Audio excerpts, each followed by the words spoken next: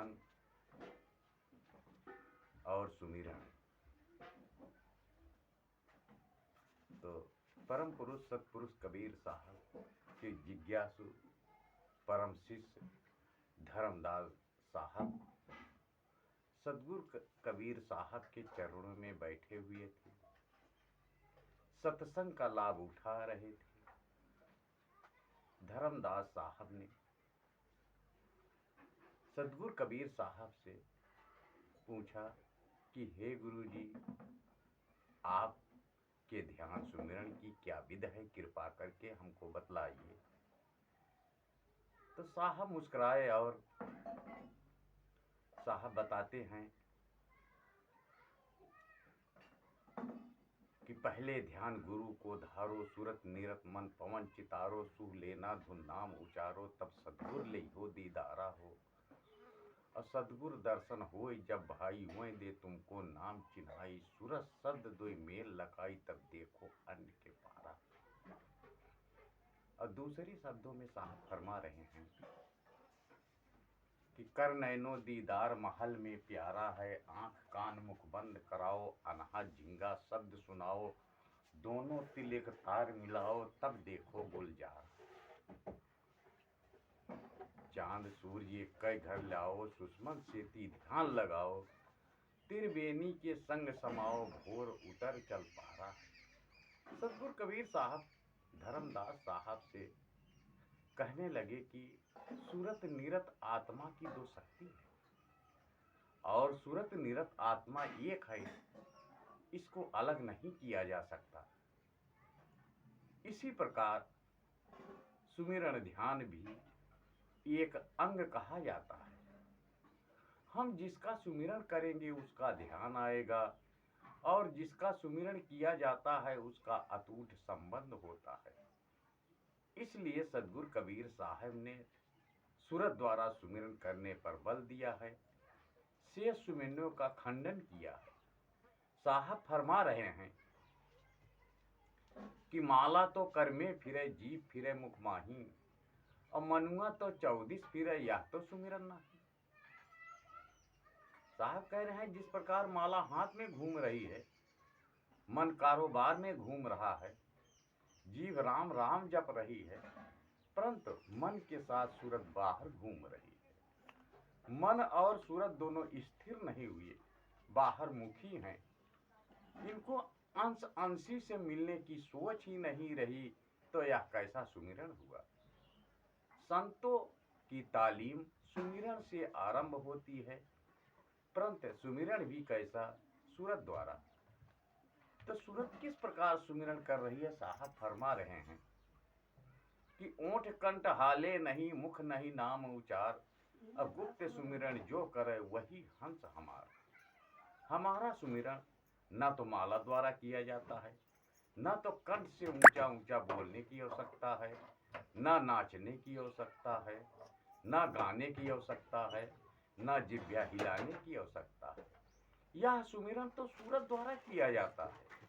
सूरती का काम सुमिरन करना और सूरत की आंख जो नीरत है उसका काम देखना है।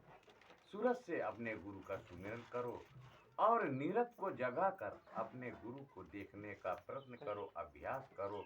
इस काम को संतों की तालीम में भजन बंदगी कहते हैं।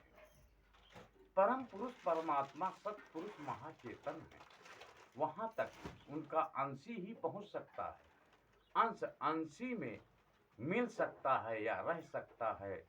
सूरत सतपुरुष की अंश है, इसलिए सूरती को सतपुरुष के पास पहुंचाना है।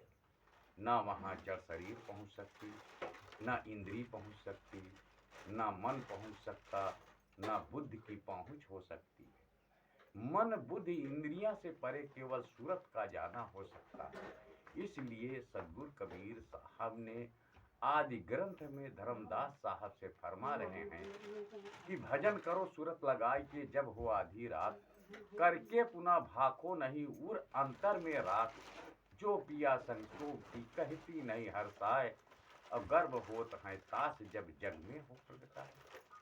अपने गुरु की भजन बंदगी और सुमिरन अंतर्मुख होकर सूरत लगा के गुरु की याद में खो जाओ। सूरत जिसकी सत्ता से मन और इंद्रियां काम करती है, वही सूरत जब गुरु की भजन बंदगी और सुमिरन में लग जाएगी तो मन और इंद्रियां दोनों शिथिल पड़ जाएंगी, कमजोर पड़ जाएंगे। अभ्यास करते करते नीरज जागेगी। नीरज से अपने आप गुरु का ध्यान धरो। आप अपने किसी मित्र को याद करो, उसकी भी सकल सूरत सामने आ जाएगी। अपने गुरु का, जिसके सत्संग में हम रहते हैं, उनकी याद अंतर्मुख होकर करेंगे तो ध्यान जमेगा और सूरत की वह आंख जो नीरत है देखने की शक्ति जाग उठेगी। इस प्रकार सूरत और नीरत को स्थिर करने का अभ्यास करना और सद्गुरु के प्रेम में मग्न होना संतों की तालीम का आरंभ है। यहाँ पराविद्या है, यहाँ से धर्म का आगाज होता है, यहाँ से जड़ और चेतन की गांठ खुलने लगती है। तो आत्मा जड़, शरीर जड़, मन जड़, बुद्ध को छोड़ आजादी के पथ पर अक्सर होती है। एक पार परमात्मा है तो दूसरी पार उसका अंश है। आवश्यकता है कि कैसे मेल हो। तो जड़ शरीर और चेतन आत्मा में जो गांठ पड़ी है खुलेगी तभी आत्मा और परमात्मा से मिल सकती है।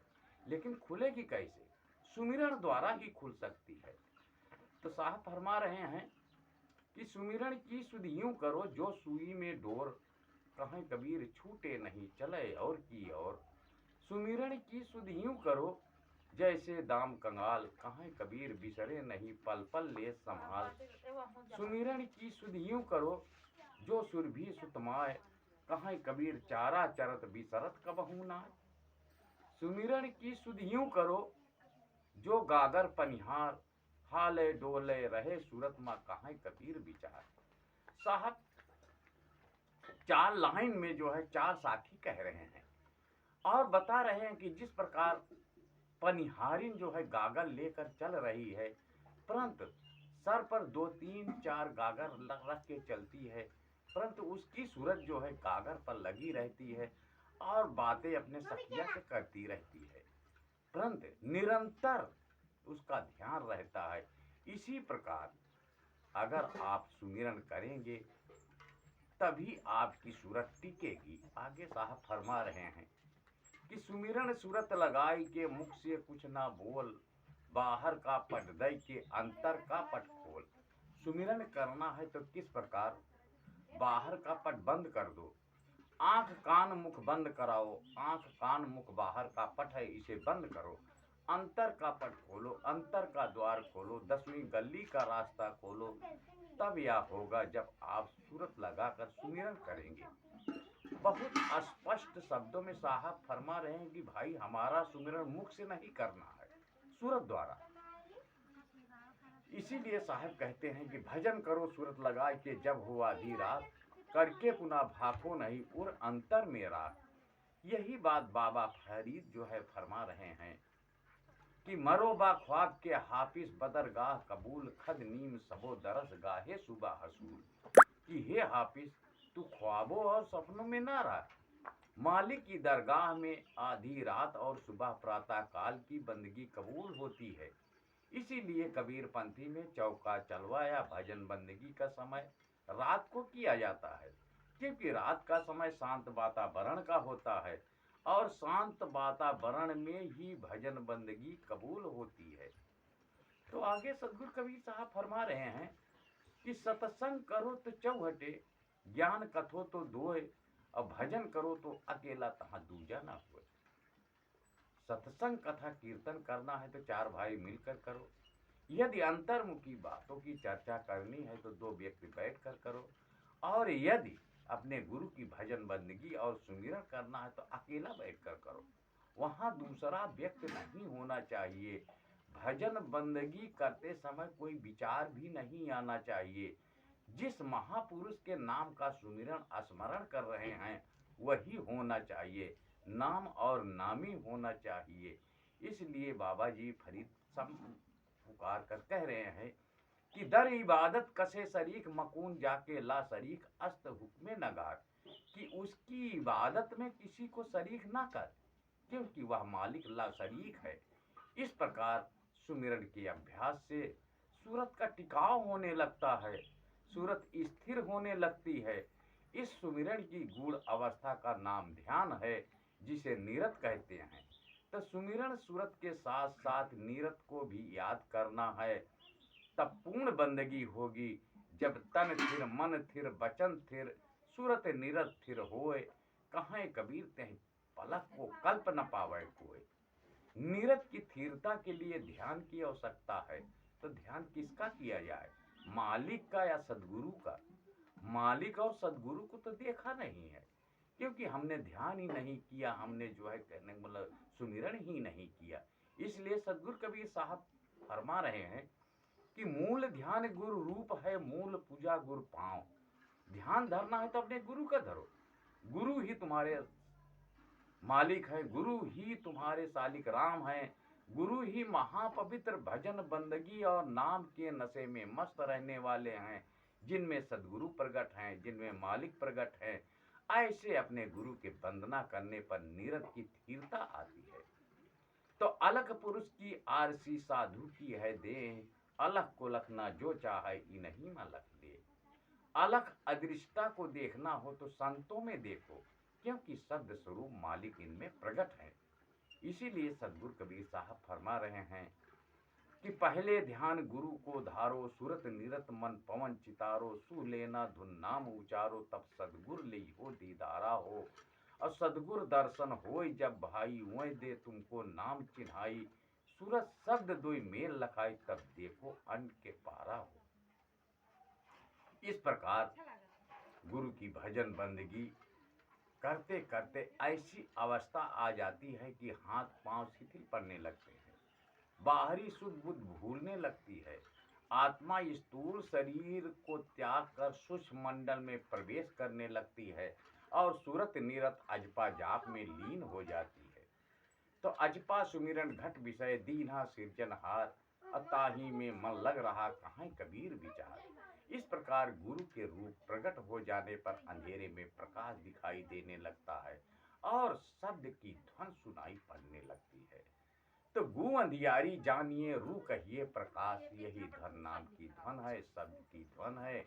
इसे ईसा मसीह ने साउंड कहा है, आवाज कहा है। आगे साहब फरमा रहे हैं कि सहज ही धुन होत हैं हरदम घट के माए, असुरत शब्द मैला भया मुख की हाजत नाय। सहजे सहजे शब्द ने सूरत को खींचा, क्योंकि शब्द ही सूरत का धूर से साथी था। तो आगे साहब फरमा रहे हैं कि प्रथम शब्द सूरत निर्माई, धर्मदास मैं दियों बताई, सूरत शब्द आई संसारा, आप ही समरत रहे न्यारा। सहजे सहजे शब्द ने सूरत को खींचा, सूरत अब शब्द की कोशिश से ऊपर उठने लगी। अब मन जो निचले मंडलों में इसका साथी था, जो सूरत को सदा इंद्रियों के घाट पर ले जाता था, उसको भी नाम का रस आने लगा। शब्द की मधुर मधुर ध्वन सुहाने लगी।